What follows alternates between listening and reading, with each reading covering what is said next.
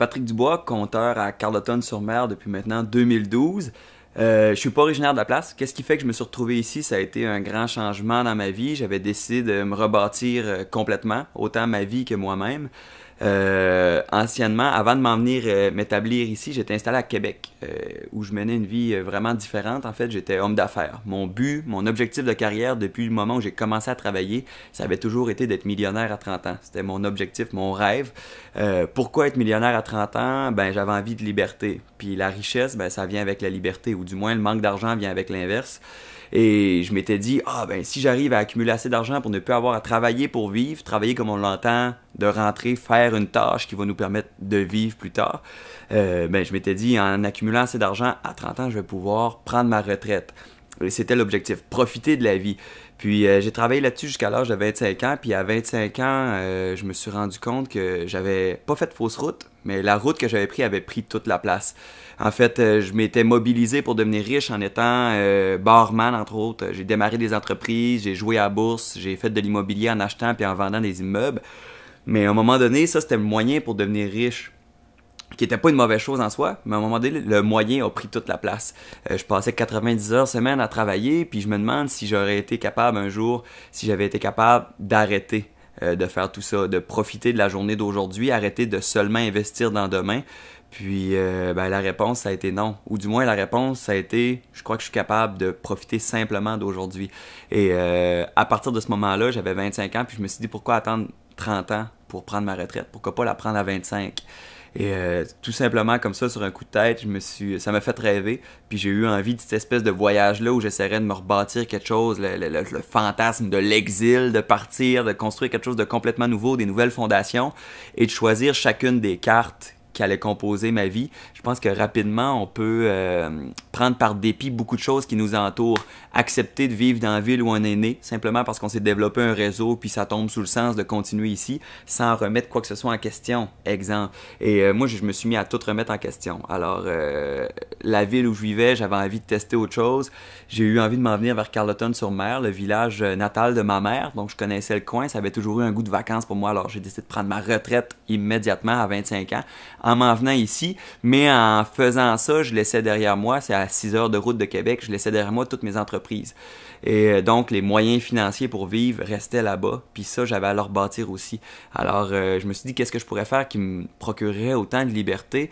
Mais premièrement, il y a deux moyens de jamais manquer d'argent. Soit d'en accumuler un tas, ce que j'ai tenté pendant un bon bout de temps, ou d'apprendre à vivre sans argent, ou du moins avec très peu d'argent. Alors ça m'a vraiment allumé comme projet. Je me suis dit, bon, est-ce que c'est possible de descendre mes besoins de manière à augmenter ce qui allait, le surplus finalement. Et ça, je trouvais que c'était une valve sur laquelle j'avais beaucoup plus de contrôle. Alors, c'est devenu une espèce de jeu. Je me suis lancé dans un laboratoire d'un an. Au début, je me suis dit, c'est un an où je vais apprendre à vivre sous le seuil de la pauvreté, le minimum pour vivre. Et si j'arrive à être heureux avec ça, ben plus jamais je pourrais être malheureux, peu importe le job que je ferai, peu importe les revenus, peu importe. Et ce laboratoire-là, ça a été vraiment génial. En fait, je devenais pas pauvre du tout, je devenais réellement riche, riche de mon temps. La seule chose que je pourrais de toute manière jamais racheter que de l'argent. Alors, en gagnant mon seuil de la pauvreté, 12 500 $ canadiens par année à peu près ici, ben j'avais à travailler très très peu dans une année, sinon je dépassais ça. Alors, je devenais riche de mon temps parce que ça, il m'en restait tout plein de temps pour profiter de la nature, puis de ce qu'elle avait à offrir également. La chasse, le jardinage, la pêche, ça, c'est des choses qui ont été des sources de revenus pour moi. Alors, j'ai coupé mon économie d'une certaine manière, mon économie financière, en diversifiant toutes les autres économies autour, qui finalement arrivent à la même chose. La viande que je vais gagner dans la nature, c'est la même manière, c'est la même chose qui va me nourrir que si j'avais travaillé pour aller acheter au marché la même viande. Alors, je faisais juste éviter un détour qui était l'argent. Et ça, j'en retirais beaucoup plus de fierté. Alors, ça me fait des aliments qui me nourrissent vraiment autrement, puis en loisir également. Alors, c'est un peu le virage que j'ai pris il y a 3 ans. Puis pour gagner quand même mon seuil de la pauvreté, ben, j'ai décidé de devenir compteur. Ça, c'est quelque chose qui m'attirait beaucoup. J'ai fait de l'impro pendant 10 ans avant de faire ça. c'était un loisir pour moi, puis je me suis dit, ah, le compte, ça doit pas être trop loin de l'impro, et ce serait un moyen de vivre d'un de mes loisirs. Alors, qui peut demander mieux que ça?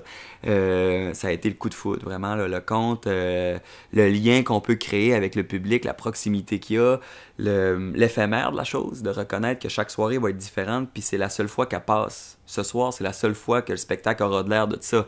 Ça, je pense que c'est du beau moment présent que je peux vivre chaque soir autour de mon spectacle, autour d'un feu où les gens se regroupent dans cet espace où le temps n'a pas cours.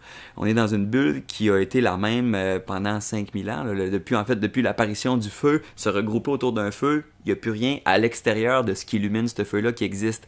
Et ça, c'est une scène incroyable pour le conte, où on peut vraiment rentrer dans un moment unique d'une histoire et faire vivre tout ça aux spectateurs. Alors, c'est un peu comme ça que je me suis retourné de bord à 25 ans, et c'est une retraite qui dure maintenant depuis 3 ans, un parfait bonheur. C'est sûr que mon spectacle fonctionne de mieux en mieux, donc mon seuil de la pauvreté est dur à garder parce qu'il y a des surplus. Alors, je me suis buté à ce problème-là l'an passé, je me faisais prendre à mon propre jeu, ça fait parler ce mode de vie-là, alors ça vient, les gens viennent. Donc, l'an passé, j'ai démarré une fondation, tout simplement pour sortir l'argent par là, pour pas qu'elle tombe, pour pas l'avoir entre mes mains, pour qu'elle serve à la communauté plutôt. Alors, pour faire passer les surplus d'argent, on me demande souvent, ah ouais, mais l'avenir, tu sais, comment tu vois ton demain? Puis en fait, j'ai aucune inquiétude pour demain. Oui, j'accumule rien aujourd'hui, mais j'ai la certitude que demain, ben, je vais savoir comment profiter d'aujourd'hui. Et ça, c'est le seul actif que je veux avoir la certitude d'avoir, là. Profiter d'aujourd'hui toujours va me garantir d'être heureux demain, finalement, là. Je saurai comment le faire rendu là.